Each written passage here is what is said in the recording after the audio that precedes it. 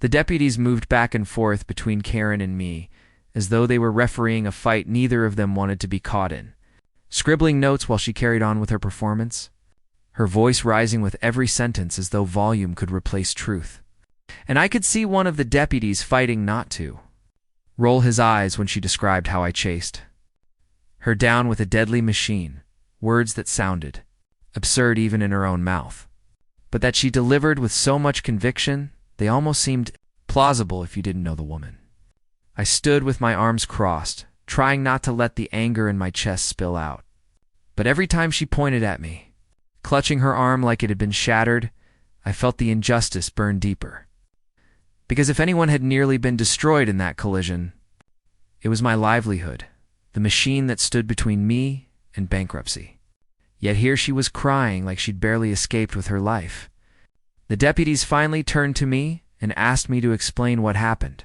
So I told them everything: how I'd been harvesting, how she came off the road without warning, how she plowed straight into my tractor while I was stopped, and how she called them before I had a chance to even check the damage.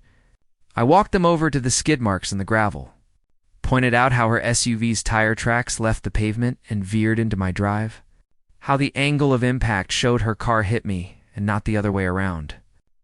And though one of the deputies nodded slowly, as though the evidence made sense, the other glanced nervously back at Karen, who was now leaning against her dented SUV like an actress in a tragic play, muttering about neck pain and muttering the word lawsuit under her breath just loud enough for all of us to hear.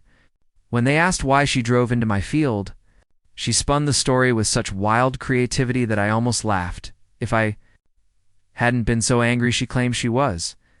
Inspecting for HOA violations, that she had seen dust blowing toward her property and wanted to confront me about endangering the community with unsafe farming, as though harvesting corn was some kind of criminal offense. One deputy reminded her that my farm wasn't even part of the HOA, that their rules ended where my fence line began, but Karen just lifted her chin and said, "It's all part of the neighborhood environment, and his actions affect our property values. So technically it's under my authority." I swear I almost choked on my own breath hearing that, because it was the most ridiculous twist of logic I'd ever heard. But the deputies didn't laugh.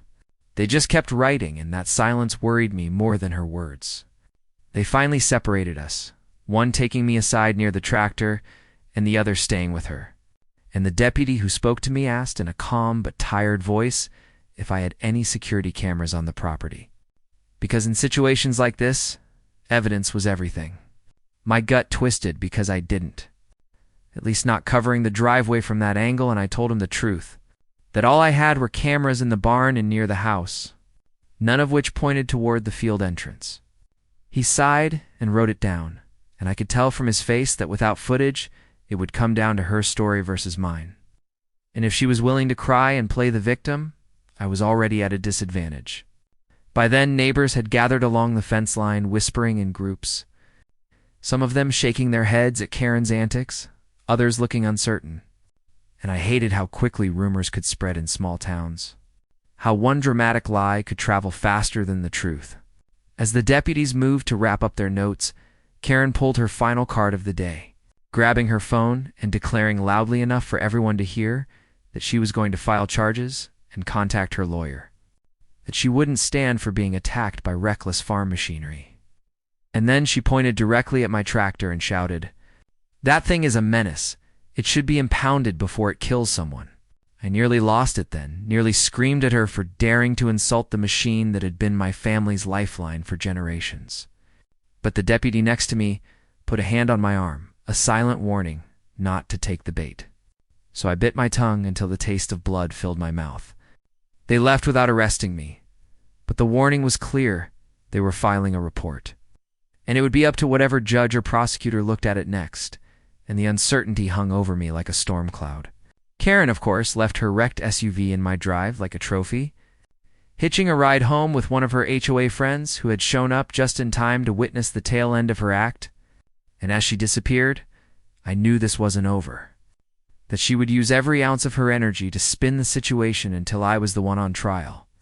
I climbed back into the tractor, my hands trembling, and tried to go back to the harvest, but the rhythm was gone. Every row, feeling heavier than the last, my mind replaying the crash, the lies, the way the deputies had looked at me with that tired suspicion, and the sound of the corn snapping against the header was drowned out by the roar of anger in my head. That night, when I finally parked the tractor and went inside, my phone buzzed with messages from neighbors, some offering support, others asking nervously what had really happened. And I could see how quickly Karen's version was spreading, how people were already debating in their living rooms whether I was reckless or she was crazy. And the weight of defending myself in the court of public opinion pressed down harder than the fear of any legal case. I barely slept, tossing and turning, imagining deputies returning with a warrant, imagining headlines painting me as the farmer who attacked a woman with a tractor, and I wondered how anyone could twist reality so thoroughly and still sleep at night. By morning, I didn't have to wonder anymore, because when I stepped out to check the field, I found fresh tire tracks cutting across the gravel again, and at the end of them, taped to my gate, was a letterhead from the HOA. An official notice claiming that my reckless and unsafe farming practices violated community guidelines and that immediate action would be taken to protect residents from agricultural hazards. My jaw clenched so hard it ached. Because the HOA had no authority over my farm, no jurisdiction past their little subdivision. But Karen had dragged them into this anyway, twisting their board into believing or pretending to believe that she was right. It was clear she wasn't just trying to win an argument. She was trying to destroy me, to paint me as a danger, until enough people believed it that the authorities had no choice but to act. And as I stood there staring at that paper flapping in the morning breeze, I knew this had become something bigger than a simple accident. It was a war for control. And Karen wasn't going to stop until she either had me crushed under the weight of her lies, or I found a way to fight back harder than she expected. It was supposed to be the best day of the season, the kind of day every farmer waits for after months of sweat and worry. When the corn stood tall and golden under a crisp autumn sky, the tractor roared steady and sure, and the air smelled like dry stalks breaking clean with each pass. But instead, it became the day that changed everything. The day HOA Karen decided to make my land her stage and dragged the law into my life as if I were the villain on my own farm. And if you think you've seen a neighbor cross the line before, you need to hear this story, because by the end, you'll understand how far.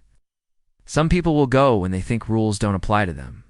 So stick with me, subscribe to Sham Stories, and let me take you into the madness of how a corn harvest turned into a war zone with flashing lights and false accusations. I had been up since dawn, checking the machinery, tightening bolts, and filling the tractor with fuel, the same routine I'd done every year since I was old enough to sit in the cab. And with the weather finally dry enough to bring in the crop, I felt the satisfaction of hard work paying off. Watching the rows shrink one by one as the hopper filled with kernels, gold pouring into steel, the sound of the engine was music, the kind that made your chest thrum with pride.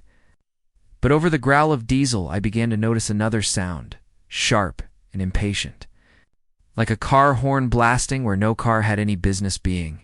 And when I turned in my seat to glance toward the road, my stomach dropped because there she was, Karen, perched in her shiny SUV right at the edge of my drive, leaning on the horn with one hand while waving her other like she was directing traffic at a parade. At first I thought maybe she was just impatient. Maybe she didn't like that the dust from the harvest had drifted toward her perfectly trimmed yard across the street. But then, before I could even slow the tractor, she gunned the engine and lurched forward onto the gravel path that led straight into the field, her tires spitting rocks as if she owned the place. I slammed the brakes and raised the header, waving for her to stop, but she only leaned harder on the horn, her face twisted into that permanent sneer she wore whenever she thought the HOA's imaginary.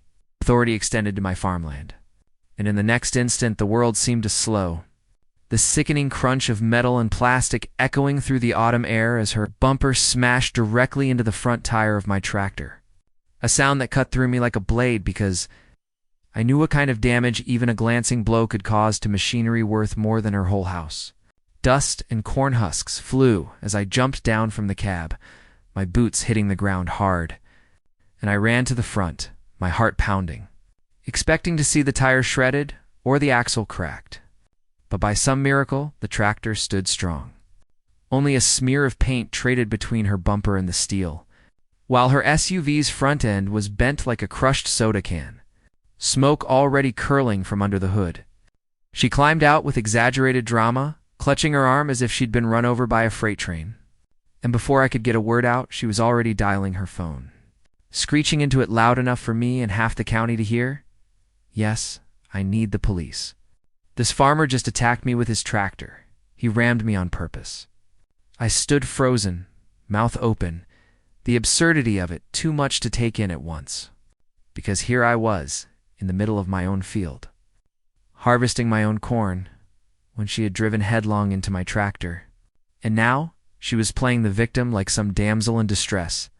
I tried to reason with her, pointing at the tire marks that showed clearly she had left the road, pointing at the way the tractor was stationary when she struck. But she waved me off, shouting that I was harassing her, that I was threatening her, that I was endangering the whole neighborhood with unsafe farm practices, her words flying like poison darts meant to confuse whoever might be listening on the other end of her call. The neighbors began to gather, drawn by the commotion, and I could see them whispering, some shaking their heads, others pulling out phones. And I felt the flush of humiliation burn through me, because no matter how ridiculous her claims, I knew the sight of police cars pulling up would change everything. 10 minutes later, sure enough, the sirens wailed. Blue and red lights flashing against the golden corn, and 2 deputies rolled in, stepping out with the wary look of men already braced for conflict. Karen rushed to them like a child to her parents, clutching her arm and pointing at me, her voice breaking as she described how I had chased her car down with my tractor and rammed her with malicious intent, tears streaking her cheeks as if she were the one who'd been terrorized. I tried to speak, to explain, but one deputy raised his hand and told me to stand aside while they assessed the situation, and in that moment, I felt the weight of injustice press on my chest. The realization that truth doesn't always matter when a performance is convincing enough. And Karen, as always, had mastered the art of playing her role to perfection. What followed was a blur of questions, accusations, measurements taken of the tire marks, photos snapped of the vehicles, and through it all, Karen never stopped, her voice carrying above the rustle of the corn, repeating her lies like a script rehearsed 1,000 times. And though I wanted to scream, to drag them to the evidence right in front of their eyes, I held my tongue because I knew anger would only make me look guilty. Still, as I stood there with the sun beating down and the corn half-harvested behind me, I couldn't shake the gnawing dread that she might actually succeed, that she might twist this into a case against me. And the thought of losing not just the harvest but my reputation, my livelihood, made my fists clench until my nails dug deep into my palms. That was just the beginning, the first blow in what became a war not just for my land, but for the truth itself. A war against someone who believed that rules bent to her will and that the police could be her personal army. And if you think it ended there with a dented bumper and flashing lights, you're wrong, because what came after was worse. More manipulative, more destructive than anything I'd ever faced. And it's a story you need to hear if you want to understand how fragile justice can be when a Karen decides you're her enemy. The morning after I found that HOA notice tacked to my gate, I stood in the middle of my yard holding the crumpled letter in my hand, the paper shaking as though my body could no longer contain the rage boiling inside. And I kept asking myself how it had come to this, how a simple harvest had spiraled into a battle where my land, my reputation, and my livelihood were under attack. And the answer was as plain as the smug face I imagined across the road. Karen, the self-appointed queen of the neighborhood, the woman who had decided my farm was her stage, and she wasn't going to rest until she had turned me into the villain of her play. I wanted to storm across the road right then, throw the letter back at her, and tell her in words sharp enough to cut that the HOA had no power here, that their jurisdiction stopped at the end of their neatly paved cul-de-sac. But a part of me knew that was exactly what she wanted, to bait me into losing control so she could wave her phone around recording me and add harassment to her list of lies. Instead, I tore the notice into shreds, let the pieces scatter into the dirt, told myself I would fight smarter, not harder, because if she wanted a war, I was going to fight it on my terms. Still, the reality of what she'd started pressed in fast by the end of the day. I got 2 calls from neighbors I'd known for years, both of them apologetic but nervous, saying they'd received emails from the HOA board warning them that my farm was posing a safety hazard and that community members should avoid my property while the issue was under investigation. And I could hear the doubt in their voices. Like they wanted to believe me, but didn't want to end up caught in the crossfire of whatever feud was brewing. Rumors travel faster than truth, and by sundown, I was already the talk of the town. The farmer who rammed a woman with his tractor and was now endangering the community with unsafe equipment, and I could feel my stomach twist, knowing how quickly gossip could poison the very roots of a man's life. That night, I drove into town to pick up some supplies. I felt the eyes on me, people glancing up from their tables at the diner. From behind shelves at the hardware store, whispers chasing me from one end of the street to the other. And though no one said it outright, I could hear the story growing larger, more twisted, like a fire feeding on dry wood. And all I could think was how much of it came from Karen's mouth. The next day I called the sheriff's office, determined to get ahead of the lies before they became a noose. But the deputy who answered spoke with that cautious tone I knew too well, saying they couldn't discuss the ongoing report that both parties had been heard, and that it would be up to higher authorities if charges were filed. I asked if they'd reviewed the evidence, the tire tracks, the angle of the damage, the sheer fact that my tractor hadn't moved an inch when she hit it, but all he would say was that it had been documented and would be reviewed. I hung up the phone with my blood pounding in my ears, because documented meant nothing if the person on the other end of the story screamed louder than I could. Later that afternoon, I caught sight of Karen standing at the edge of her driveway with 2 other board members from the HOA, pointing toward my field like generals planning a siege, their heads close together as she waved her hands dramatically, no doubt feeding them the same poisonous narrative she'd given the police.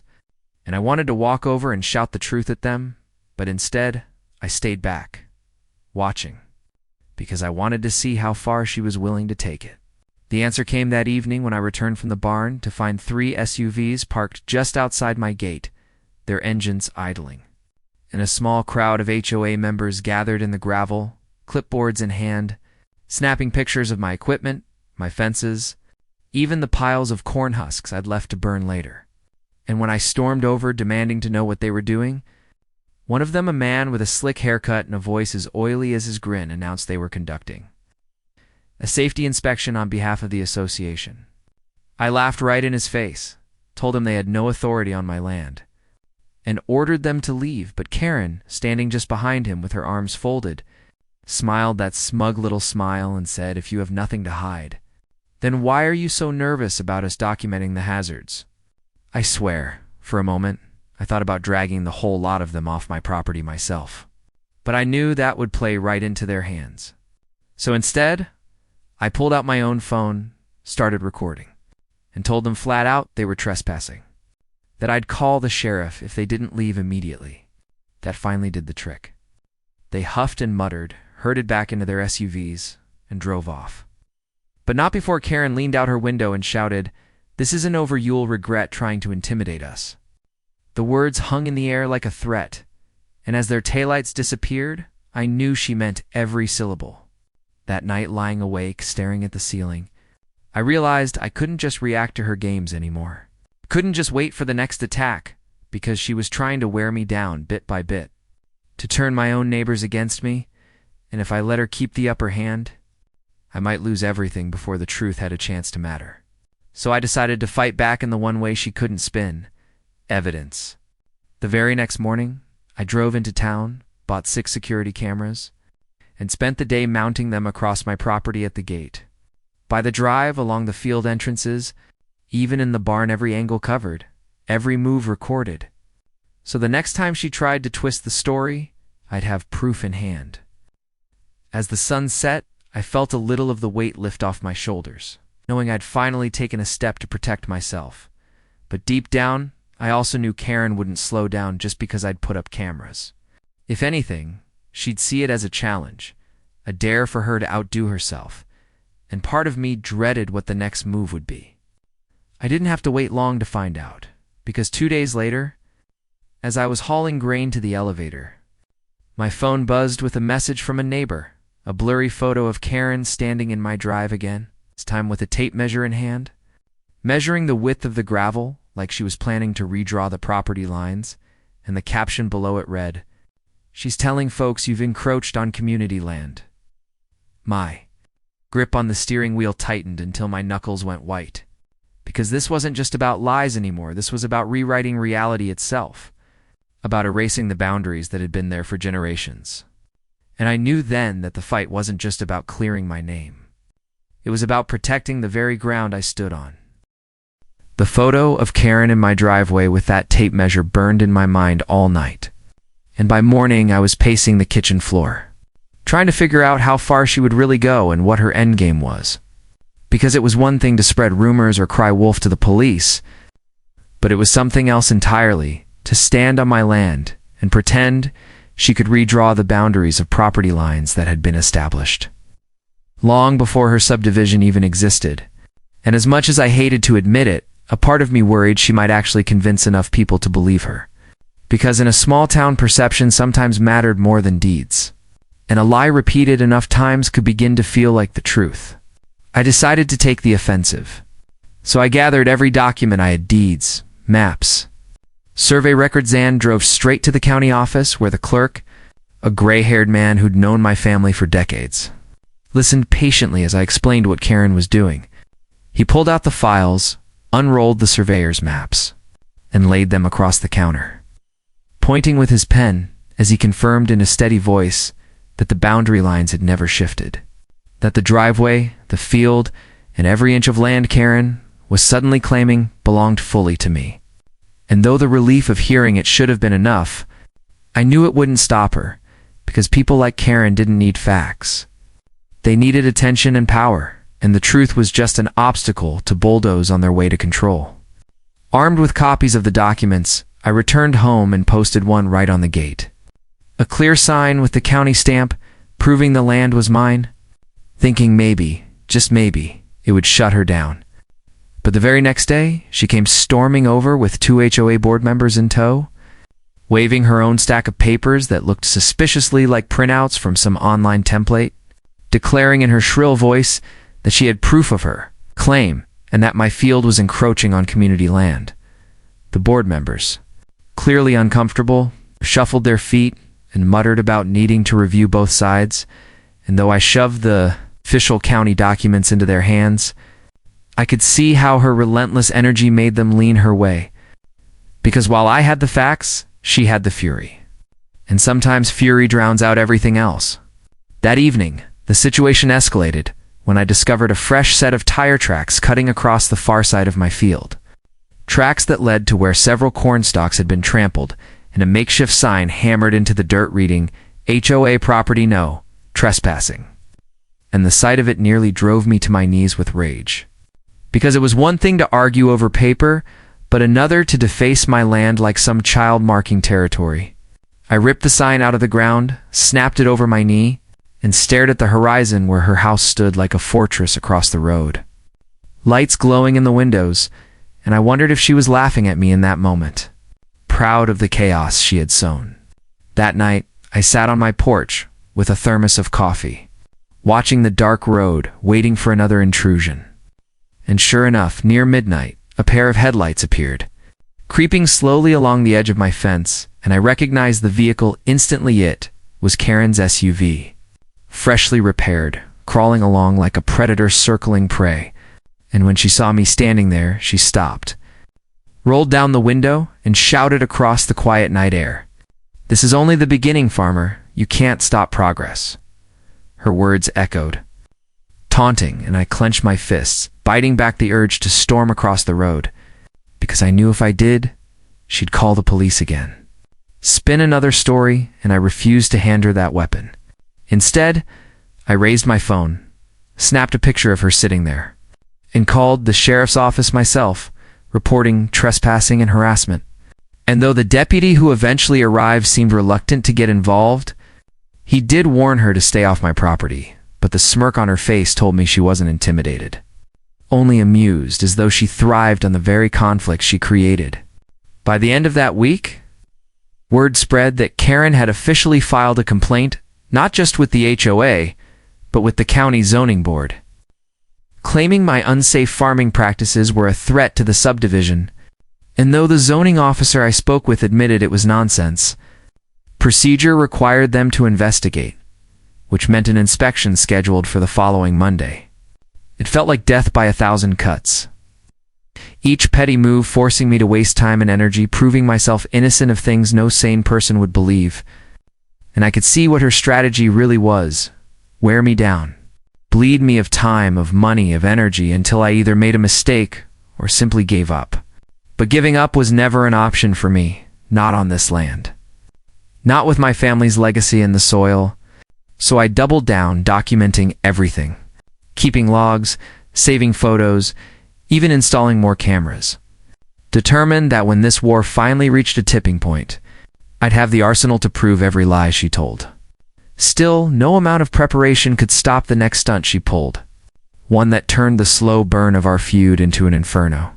Because on the very morning of the inspection, as the zoning officer's truck rolled up my drive, Karen appeared right behind him with a caravan of HOA members, nearly a dozen of them, carrying clipboards and cameras like they were storming the gates of an enemy fortress. And before I could say a word, she was shouting about dangerous machinery, about reckless operation, about the community's right to safety, her voice carrying across the field as though she were rallying troops. The zoning officer tried to maintain control, reminding her that this was an official inspection, but she kept weaving herself into every conversation, pointing at minor details: an oil stain under the tractor, a pile of husks near the barn, as though they were evidence of criminal neglect. And though the officer seemed more annoyed than convinced, the sheer spectacle of it made me sick, because I knew the photos and videos they were snapping would soon be circulating, painting me as the careless farmer threatening suburban peace. When the inspection ended with no violations found, Karen's face twisted with fury, but instead of backing down, she raised her voice even louder, shouting to the gathered crowd that the system was corrupt, that officials were blind to the danger, that if the county wouldn't act, then the HOA would. And the cheers of a few of her followers chilled me more than her words, because it proved she wasn't just fighting alone anymore. She was building an army, and the battle lines had been drawn deeper than ever before. That night, as I sat reviewing the footage from my cameras, watching the hordes swarm my land like ants, I realized this wasn't just about her ego or her need for control. It was about conquest, about expanding her reach beyond the subdivision and into my world. And unless I found a way to turn the tide, she would keep coming, each attack bolder than the last, until one day I woke up to find the land I'd fought to protect no longer mine in the eyes of the people around me. The night after the inspection turned into a circus. I sat at my kitchen table with papers spread across every inch, deeds and maps and letters from the zoning office, trying to put order to the chaos Karen had unleashed. But no matter how many documents I stacked in front of me, the knot in my stomach wouldn't loosen, because I knew facts weren't enough to stop her. Not when she was fueled by obsession and had a growing crowd willing to cheer her on. I tried to imagine what her life must be like. What kind of person woke up every morning determined to tear someone else down?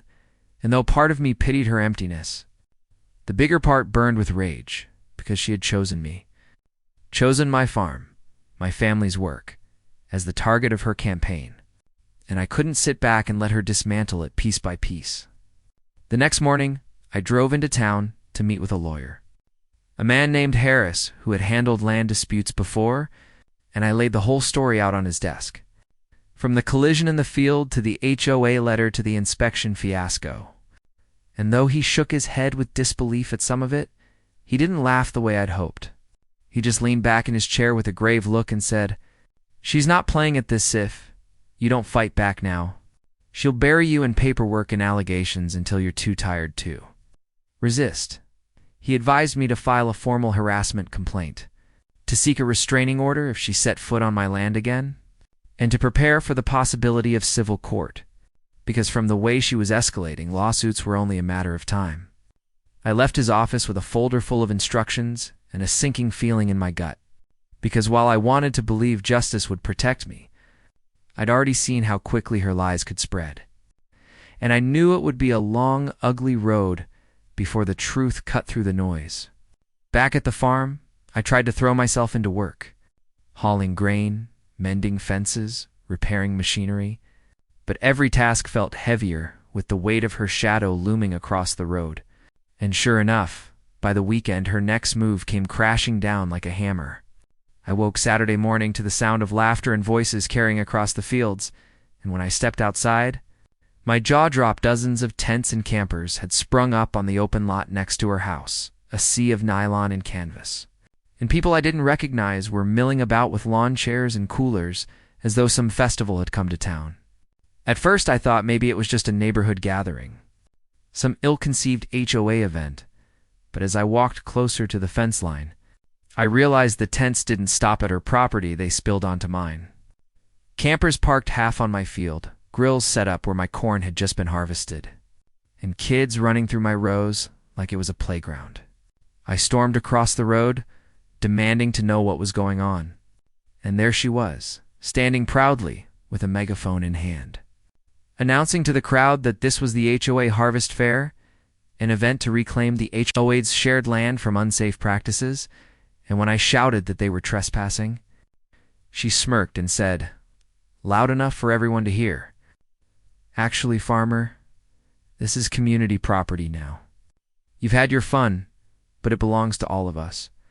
I could feel the blood rushing in my ears, my fists clenching as I stared at the sight of strangers trampling the ground I had bled over, setting up games and music as though it were theirs to take. And though I wanted nothing more than to drive every last one of them out with my tractor, I knew that would only end with police sirens and another round of lies about how I endangered lives. So instead, I pulled out my phone, started filming everything, and called the sheriff's office again, reporting mass trespassing and theft of property use. And while the dispatcher promised to send someone, I already knew how this would play out. The deputies would show up, Karen would cry about community rights, and at best they'd ask her to tone it down while the damage to my land was already done. Hours passed before the deputies arrived, and by then the crowd had doubled, music blaring from speakers, smoke from grills drifting across the field, and my farm looked less like private land and more like a carnival ground. The deputies waded into the mess, trying to make sense of it, but Karen swooped in with her papers, waving them in their faces and shouting about encroachment and community events. And though the deputies warned her, again about trespassing, they didn't arrest anyone, didn't clear the crowd, just told me to document damages for court and left me standing there seething while the party went on into the night. I barely slept, pacing the porch, watching bonfires flicker on the horizon, listening to the shouts and laughter of people tearing through land that wasn't theirs. And I realized Karen had escalated the war to an entirely new level. This wasn't about words or papers anymore. This was about physical control, about planting her flag in my soil and daring me to remove it. By dawn, I'd made my decision. If she wanted to turn this into a battlefield, then I was done playing defense, because I wasn't going to let her erase my family's legacy while I stood by wringing my hands. I spent the morning preparing, checking every inch of my fence, fueling up my tractor, moving my bulls from one pasture to another, because while I wasn't about to hurt anyone, I was damn well going to remind them whose land they were standing on. That evening, as the festival raged on for a second night, I fired up the tractor, the roar of the engine cutting through the music, and slowly drove toward the field where they'd set up their chaos. The sight of me approaching, finally silencing some of the laughter, I stopped just short of the crowd, lifted the megaphone I'd bought that afternoon, and shouted across the noise, "This is private property. You are trespassing. And you have 1 hour to clear out, or I will turn my bulls loose into this field." At first they laughed, Karen at the front with her smug grin, daring me to follow through. But as the massive shapes of my bulls appeared at the fence line behind me, snorting and pawing the ground, the laughter turned to nervous murmurs. Because anyone who's ever seen a bull knows the power in those animals. The weight of muscle and horn that doesn't care about HOA rules or community fairs. Karen tried to shout me down, calling it a bluff, but I could see fear creeping into her eyes as the bulls pressed against the fence. Eager to move, and the crowd began to thin. Parents grabbing their kids, campers packing up as quickly as they could. For once, the power shifted, and I felt a surge of satisfaction as I watched them scatter. The so-called festival collapsing in minutes under the shadow of animals that belonged to me. On land that belonged to me, no matter what lies Karen spewed. She stayed behind longer than the rest, shouting about lawsuits and animal cruelty. But her voice cracked as the last of her followers left. And when she finally stormed off with her papers clutched in her fists, I knew she'd be back, but at least for one night the land was mine again. Quiet, except for the steady breathing of the bulls and the hum of the tractor cooling beside me. Still, as I stood there under the stars, victory fresh in my veins, I also knew this was far from over. That by driving them off, I had only escalated the war to its next stage. And whatever Karen unleashed next would be bigger, bolder, and more dangerous than anything she had tried before. The morning after I drove Karen's mob off my land with the threat of releasing the bulls, I woke to a silence that felt uneasy. The kind of silence that doesn't mean peace, but rather the gathering of a storm. And as I walked the fields, checking for damage and repairing spots where campers had left trash and fire pits smoldering, my gut told me Karen wasn't done. She was only regrouping, planning her next strike with that manic energy she carried like a torch. Sure enough, by midday, I saw her across the road pacing on her porch with a phone pressed to her ear, waving her arms wildly as though commanding an army. And later that afternoon, a line of cars rolled into the neighborhood fancy sedans, SUVs with tinted windows. People dressed not in casual clothes like her followers, but in business suits, clipboards in hand. And my stomach sank as I realized she had escalated this beyond petty harassment and was now dragging in outside officials, or at least people pretending to be. They walked her property, pointed toward mine, took photos of my barns, my equipment, even my livestock. And when I approached to demand answers, Karen smirked and said, "These are environmental inspectors, farmer. They're here to evaluate the unsafe conditions you've created and to decide whether this land can be reclaimed for community safety." My blood boiled as I shouted that they had no jurisdiction, that my land was privately owned and properly zoned, but one of the men shoved a badge in my face that looked half official, muttering something about state agricultural review. And though I suspected it was just another layer of Karen's deception, the thought of having to fight a government body on top of her lies made my knees weak. I spent the next hours trailing them, taking photos of their so-called inspection, recording their comments about soil erosion, runoff, and livestock endangerment. And though I knew most of it was nonsense, the way they wrote things down with grim expressions made me realize how damaging their reports could be in the wrong hands. When they finally left at dusk, Karen strutted up to the fence with a look of triumph and hissed, "Enjoy your farm while you can, because soon it won't be yours," before disappearing back into her house. I barely slept that night, my mind racing with possibilities. Were these actual inspectors or just people she'd paid to play the part? And if the reports they carried found their way into legal offices, could she actually convince a judge that my land was unsafe or unfit?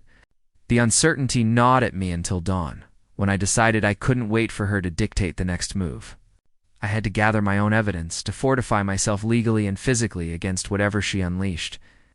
I spent the morning calling my lawyer, Harris, who advised me to immediately request verification of the so-called inspector's credentials, and 2, prepare sworn statements from neighbors who could testify about the harassment.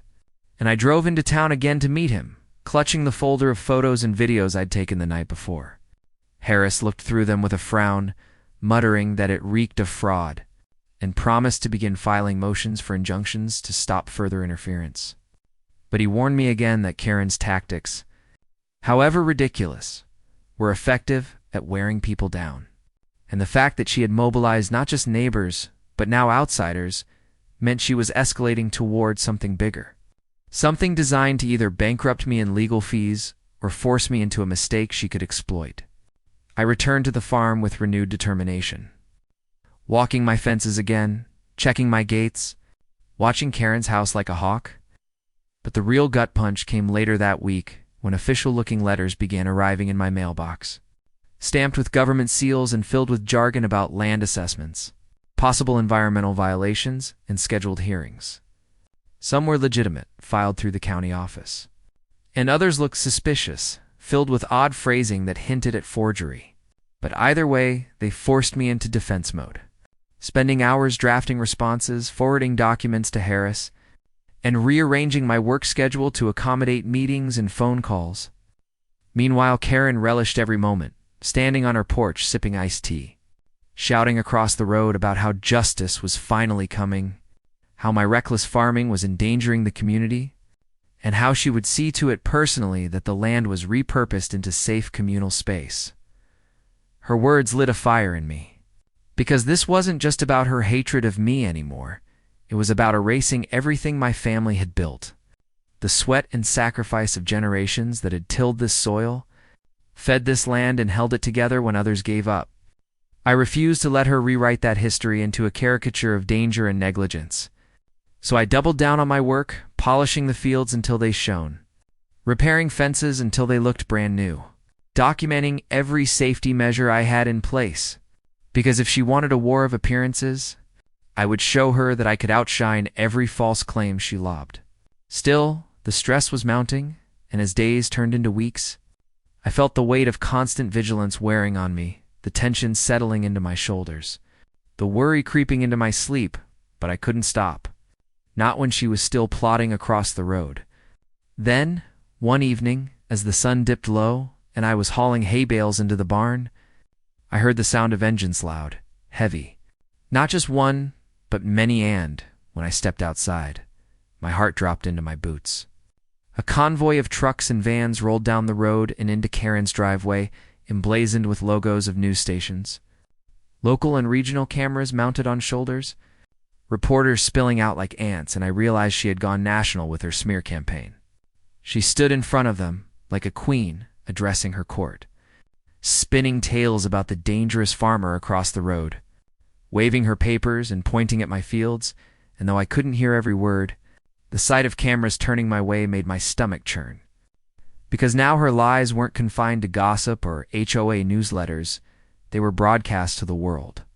I knew I couldn't let her dominate the narrative, so I marched across the field, cameras swiveling toward me, and in a voice that carried over the hum of equipment, I shouted, "This is private property, and she is trespassing and lying to every one of you. This land is mine, and I have the documents and history to prove it." The reporters swarmed me, questions flying, some skeptical, others sympathetic. And though I tried to explain calmly, the chaos of voices and flashing cameras made it hard to keep control, and Karen pounced on every slip, twisting my words, laughing into microphones about how the farmer thinks he's above the law. By the time the reporters packed up, I felt wrung out, my throat hoarse, my nerves frayed. And though I had spoken my truth, I knew they would cut and splice the footage into whatever narrative sold best. And I couldn't trust that my side of the story would be the one the public heard. That night, sitting on the porch with the stars hidden behind clouds, I realized Karen's war wasn't just about me and her. Anymore, it had become a spectacle. A performance staged for outsiders who didn't care about the truth, only the drama. And that meant I was in for a fight on more fronts than I had ever imagined. I clenched my fists, staring out at the dark silhouette of her house, and swore to myself that no matter how high she climbed, no matter how wide she spread her lies, I would not back down. Because this land was worth fighting for, even if it cost me every last ounce of strength. The days after the reporters swarmed the farm felt like walking through fire. Every call to the house, a stranger's voice, either mocking me or threatening me. Every glance at the news, a twisted version of my life painted in Karen's colors. And though Harris assured me we had the legal documents, the ownership proof, the environmental compliance reports that would clear my name, the damage to my reputation was already spreading like wildfire. Yet in the middle of that storm, I reminded myself of the only truth that mattered, that this land had been in my family for generations, that every stone, every furrow, every animal belonged here. and no HOA tyrant with a megaphone could change that. I decided then that I wouldn't let her dictate the final chapter, so I started reaching out to the few allies I had left. Neighbors who were sick of her antics, local farmers who knew the value of hard work, even old friends from the county who respected my family's history. And slowly I built a counterweight to her noise. People willing to testify, to stand in court, to say out loud that Karen was a fraud and a menace. At the same time, I fortified the farm itself. Not just with new locks and security cameras, but with clear, bold signs marking every boundary, documenting every step, because I knew she would try again to set foot on my land. And when she did, I wanted the law to have no doubts about who was in the wrong. Sure enough, just as harvest time rolled into the final weeks, Karen staged what she must have thought was her. Masterstroke, she organized a so-called community cleanup, hundreds of flyers distributed, people invited from outside the neighborhood, promising music, food, and the opportunity to reclaim unsafe land from negligent ownership. And on the chosen Saturday, a mob of cars and trucks filled the road, spilling people out with trash bags and rakes as though they were saviors swooping in to rescue the soil. But this time, I was ready. The sheriff's department was already waiting at the edge of the property with my complaint in hand. Harris stood by with injunction papers, and as Karen strutted toward my fence with a microphone trying to rally her army, the deputies stepped in and told her plainly that the event was over before it began, that she was trespassing, and that if she took one more step onto my land, she would be in handcuffs. For the first time, I saw something crack in her face, a flicker of doubt as the crowd murmured and looked to her for guidance. And though she tried to bluster, shouting about rights and community, the deputies weren't playing games anymore. They ordered her back, dispersed the mob, and told anyone who stayed that they'd be arrested for trespass. Watching the crowd scatter, watching her sputter with rage as her army dissolved, was the first taste of real justice I'd had in months. And though she screamed threats at me across the road, I knew the tide was finally turning. Over the next weeks, the hearings came and went, one after another. But each time, Harris dropped a stack of evidence thicker than her binder of lies photos. Videos, statements, certified documents, each time the judges ruled in my favor, dismissing her claims as baseless, warning her against filing further frivolous suits, even fining her for abuse of process. The so-called inspectors she'd paraded turned out to be contractors she'd paid off. Her letters exposed as forgeries, her news interviews revealed as manipulations. And while she still shouted on her porch and scribbled new flyers, her credibility was collapsing under the weight of her own obsession. I threw myself into the farm work again, finishing the harvest, repairing what had been trampled, restoring the barns. Because no matter how much she had tried to break me, the land itself had survived, resilient as ever. And with each passing day, I felt the strength of generations behind me, pushing me forward, whispering not to give in. By winter, her house across the road was dark more often than not. Shutters drawn, curtains closed, and though I sometimes caught her glaring at me through a crack, the fire that once fueled her had dimmed into a bitter ember, because she had lost, and she knew it. But even in that quiet, I couldn't fully relax, because people like Karen don't disappear. They simmer, they plot. They wait for another chance to claw their way back into relevance. And I promised myself I'd never be caught unprepared again. Standing on my porch one cold evening, looking out across the fields dusted with frost, I felt the weight of everything I'd endured. The fights, the sleepless nights, the fear of losing everything. And I realized this wasn't just a battle over land, it was a battle over dignity, over the right to live without being trampled by someone else's madness. And as I looked into the dark horizon, where her house sat like a hollow shell, I felt a calm resolve settle into my bones, knowing that no matter what storm came next, I would stand. Because this farm wasn't just dirt and wood. It was my family's blood, my own sweat, and no Karen, no HOA, no liar with a camera could take that away. If you've been watching this story unfold and you know the kind of fight it takes to hold on when someone tries to steal your life from under you, then you understand why voices like mine matter. And I ask you now, don't let Karen's kind of tyranny win. Stand with me. And make sure to subscribe to Sham Stories so you never miss the battles that remind us why we fight for what's ours.